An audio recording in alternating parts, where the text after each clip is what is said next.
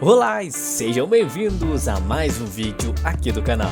E no vídeo de hoje é dia de relembrarmos o quão surpreendente foi esse filme em relação à história, personagens e principalmente os efeitos especiais feitos a cada carro que vira robô. Um filme que você assiste o primeiro e torce para ter o segundo filme, e depois de assistir o segundo acaba assistindo o terceiro, e depois de assistir o terceiro você já começa a calcular o preço de ingresso, e a partir do quarto título você começa, a sentir saudades do primeiro filme. Brincadeiras à parte, hoje temos as curiosidades sobre Transformers. E quando parecia não haver mais esperança, a mensagem de uma nova descoberta nos levou a um planeta desconhecido chamado Terra.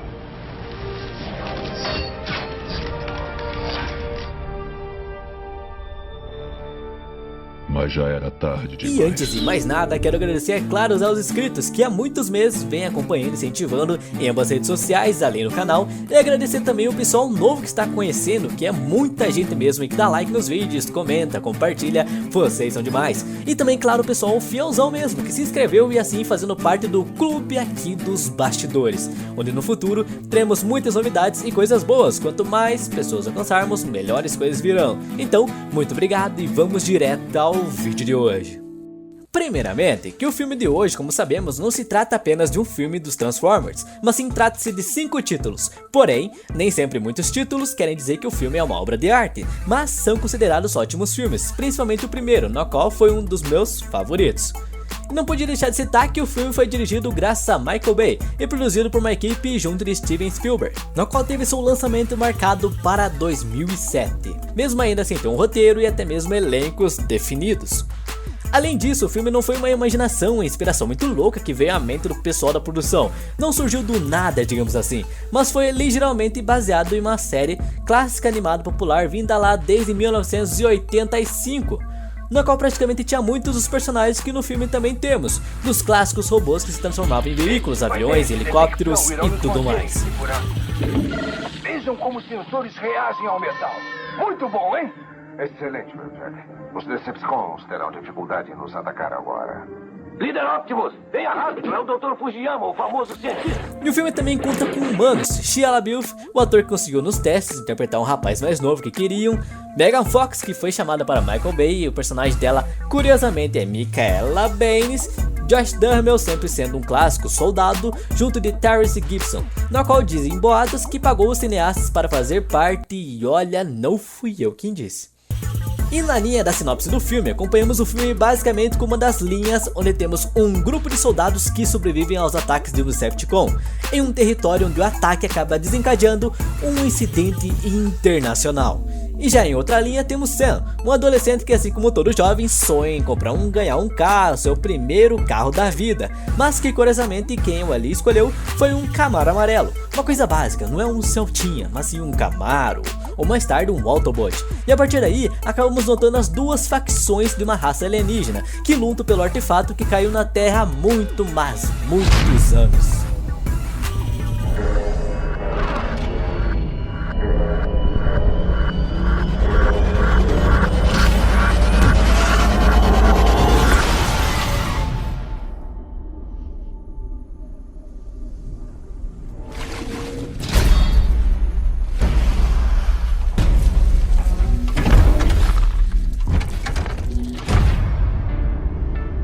E para dar início à nossa jornada, já vemos também a equipe de soldados, aeronaves, o pessoal da Corporação de Defesa dos Estados Unidos, só que o que tinha de cuidar, principalmente o pessoal que cuida do caixa, do money, do RH, pois um filme onde logo teria de investir em computação gráfica para investir nas estruturas dos Transformers, logo já teria um alto orçamento. Então contribuir com cenas incluindo corporações, empresas, soldados, somaria mais e mais, por isso deixa o filme mais caro. E pensando nisso, queriam basicamente manter um orçamento baixo e manter um filme ao mesmo tempo realista. E você acredita que conseguiram manter o valor sobre a meta? Pois além da maioria dos carros que pareciam destruídos durante o filme, tiveram de ter seus motores e demais peças removidas para torná-las mais fáceis de virar, a produção recebeu uma ajuda divina justamente do Departamento de Defesa dos Estados Unidos, na qual ajudou e prestou apoio em meio a tudo necessário que os envolveria. tanto que os próprios militares acabaram fornecendo e permitindo seus veículos e aeronaves de serem filmadas, além dos soldados de também servirem como figurantes, fora os uniformes da corporação que também foram fornecidos para os atores, desde que justamente os cineastas disponibilizarem o filme antes de todas as pessoas e gratuitamente para os soldados. Nada mais justo, não é não? Obrigado, vocês são maravilhosos! Aí, o que foi aquilo ontem de noite? O que foi? Mensagem da Frota Estelar, capitão. Sem vida no espaço. como visitantes do céu! Aleluia! Peraí, visitantes do céu? Você é o quê? Alienígena, por acaso?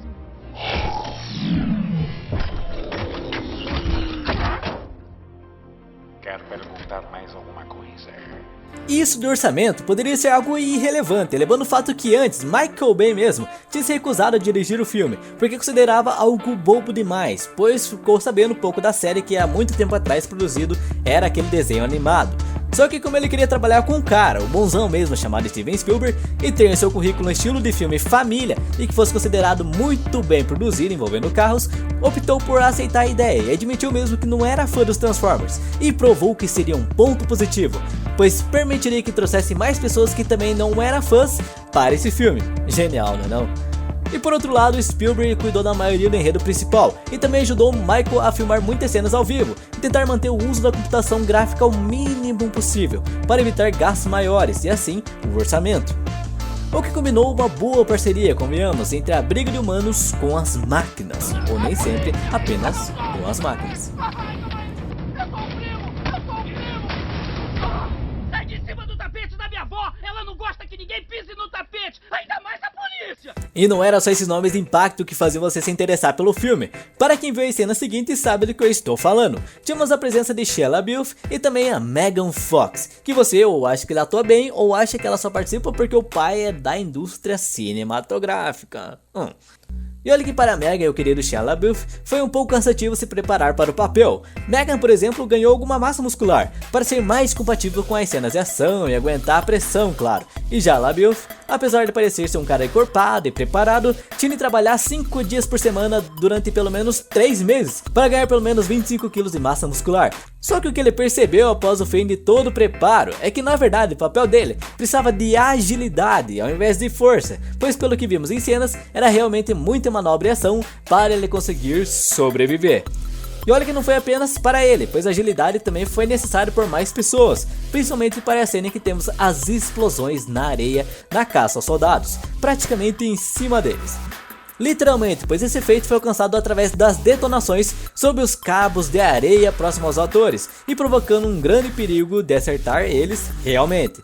Então, antes de todo aparato de filmagem, o próprio Michael Bay disse pelo menos uma coisa aos atores: para correr como se não houvesse o amanhã, independente do que fosse acontecer, ou então poderiam ficar gravemente feridos ou até mesmo acabar morto. E com isso o resultado da cena foi realmente a aparência de susto, o pânico sincero nas faces dos atores enquanto eles fugiam.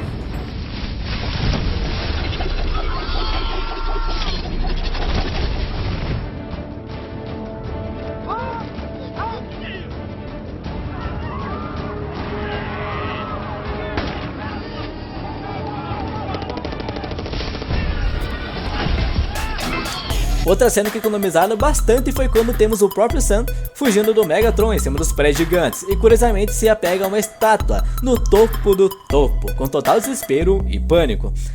Isso se deve que apesar do ator estar lá em cima, ele estava apenas com aquelas fitas engates de proteção, só que sem nenhum cabo segurando ele ou alguma rede de segurança lá embaixo. Era suficiente para aquela reação dele ser exatamente o que ele estava sentindo na hora, pois simplesmente se ele caísse ali...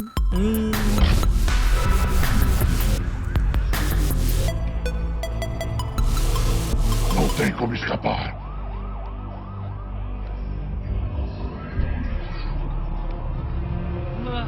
Me entregue o Allspark, que poderá ser meu bichinho de estimação.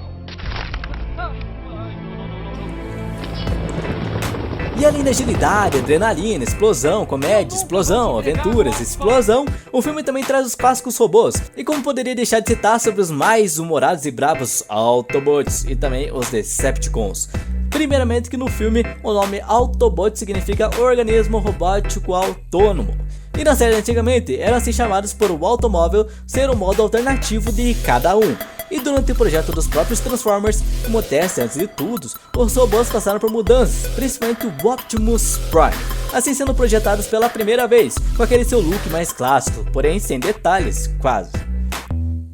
Só que acabou não caindo no gosto e assim acabaram por projetar a partir dele para os outros melhores maneiras de lidar com a computação gráfica neles, mais tridimensional, mais ricos de detalhes, assim com influências tipo a física do mundo real, como por exemplo o próprio cubo mágico, no estilo das peças que se movem para converter de uma coisa para outra, e as clássicas armaduras de samurai, para serem mais realistas e também representar as suas origens. E também o modo alternativo original do amarelinho Bumblebee, que era um Volkswagen Fusca, mas acabou sendo alterado para o Chevrolet Camaro, tanto de 1974 ao modelo recente. E isso ocorreu devido ao próprio Michael, que queria evitar certas comparações com o Herbie. E também sentiu que o Camaro mesmo possuía uma qualidade mais resistente, mais amigável e chamativa do que o clássico Fusca, mas como uma homenagem à série original, o mesmo modelo de Fusca aparece ao lado de Bumblebee na concessionária no início do filme e ainda servindo com um pouco de piada. Vem, sai do carro. Não, você disse que os carros escolhem os motoristas. Mas às vezes escolhe motorista que tem um pai muito pão duro. Sai. Esse aqui eu vendo por 4 mil, uma beleza, ó. Vem cá, que tal um Fusca com pintura de carro de corrida? Não, eu não quero um Fusca com pintura de carro de corrida. Esse aqui tem um motor clássico. Eu vendi um carro semana passada. Caramba. O bicho ensandeceu lá. Não, Tudo bem? Eu tenho uma marreta aqui que vai arrebentar essa coisa. E depois que chegaram a uma definição, começaram a fazer o que vemos em tela, ricos de detalhes extremamente bem feito, cada detalhe minucioso, e isso foi bem feito graças a Michael e sua galera, principalmente por cuidar de pequenos detalhes e descobrir o detalhe que faria a diferença, para parecer o mais real possível, e o que seria a iluminação. E sim, apesar dos robôs também apresentarem linguagem corporal, como por exemplo o próprio Optimus apresentar a maneira de falar, uma linguagem corporal e movimentos baseada em Liam Neeson, a iluminação também foi essencial, pois esse componente refletia a luz como se fosse um metal real, tanto que tiveram de tirar fotografias em diversos ambientes para usar como referência para criar as cenas com os robôs, e por isso do excesso da técnica de reflexão de luz durante todo o filme. Só que isso muitas vezes dependia de uma variedade de fonte de luz como reflexo, uma luz natural, ou de alguma coisa, que tinha de refletir sobre uma variedade de texturas, fazendo com que o pessoal da área do design trabalhasse em dobro, sendo assim mais de 38 horas por robô, especificadamente falando. Optimus Prime. Somos organismos robóticos autônomos do planeta Cybertron. Mas pode nos chamar de Autobots para facilitar. Autobots. Qual é o lance aí, galera? Meu primeiro tenente. Designação Jazz. Lugarzinho legal pra gente curtir, hein? Peraí, onde é que ele aprendeu a falar assim? Aprendemos todas as línguas da Terra através da internet. E também tivemos os Decepticons, que por exemplo tiveram muitos de seus diálogos na maioria dos filmes retirados. Isso porque o roteirista do filme argumentou em entrevista que diminuir a quantidade de falas dos vilões em filme tornam eles mais misteriosos e mais ameaçadores em questão, mas não retirou, claro, as 4 ou 5 falas do grande e perverso vilão que quer dominar o mundo. E se você tem dúvida de como não vemos dublês pilotando as grandes máquinas, vale saber que os dublês tinham de usar roupas pretas e tentavam se esconder ao máximo, e sempre que possível, os carros também tinham janelas tingidas por cores escuras, permitindo com que não fosse visível lá dentro, e sendo assim, nós não conseguimos perceber.